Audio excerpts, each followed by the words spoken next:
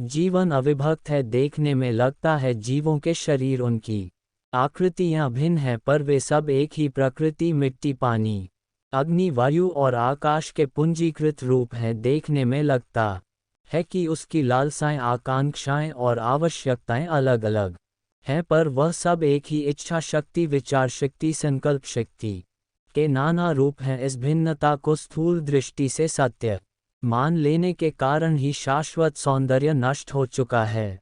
हमारी अंतर्वाणी पूछती है, जब संपूर्ण चेतना एक ही शक्ति का अंश है तो परस्पर प्रेम का आदान प्रदान क्यों नहीं कर सकती है? प्रेम का अभाव ही क्या हमारे दुख का कारण नहीं? प्रेम से उन्नत कोई संपत्ति नहीं, प्रेम से उन्नत कोई सद्गुण नहीं। प्रेम ही सत्य रूप में प्रकट हुआ धर्म और परमेश्वर का व्यक्त प्रकाश है। जिसने प्रेम का रसास्वादन न किया, उसका सारा जीवन बेकार है। ईश्वर को प्राप्त करने के लिए प्रत्येक जिज्ञासु को प्रेम की उपासना करनी पड़ेगी।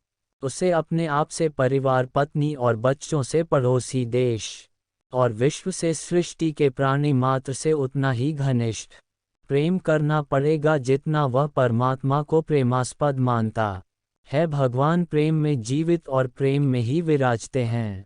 प्रेम की साधना किए बिना कोई उन्हें पा नहीं सकता। प्रेम की शक्ति अनंत और उसकी गहराई अपरिमेय है। वन्य पशु बड़े खूंखार होते हैं, शस्त्र से भी वे भयभीत नहीं होते, पर प्रेम की चाह उन्हें इतना प्रेम में कर देती है कि एक छोटा सा व्यक्ति भी हिंसक सिंह को साध लेता है। प्रेम की प्यास कब बुझे? सारा संसार इस एक ही आकांक्षा के लिए जीवित है।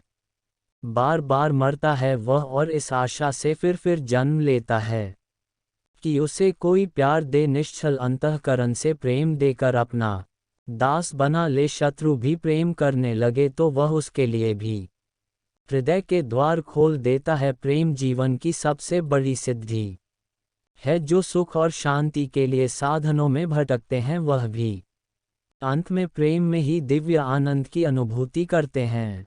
एक बार प्रेम का प्याला पी लिया जिसने, उसके लिए भौतिक संपदाओं का क्या मोह? प्रेम जीवन का सार है, सबसे बड़ी शक्ति है। आत्मा उसे ही प्राप्त और विकसित करने के लिए मनुष्य शरीर में जन्मा है। धिक्कार है कि फिर भी मनुष्य वासनाओं और कामनाओं की भूल में प्रेम जैसे दिव्य तत्व से संबंध विच्छेद कर अनंत सुख प्राप्ति के पथ से भ्रष्ट हो जाता है। पदार्थ में जो सुख है वह अपना अंतकरण उसमें प्रतिरूपित हो जाने, उससे प्रेम हो जाने के कारण है। प्रेम ही सुखद और प्रेम ही लक्ष्य है। फिर वस्तुओं को क्यों ढूंढा जाए? क्यों न प्रेम का दीपक जलाकर अंतःकरण आलोकित किया जाए?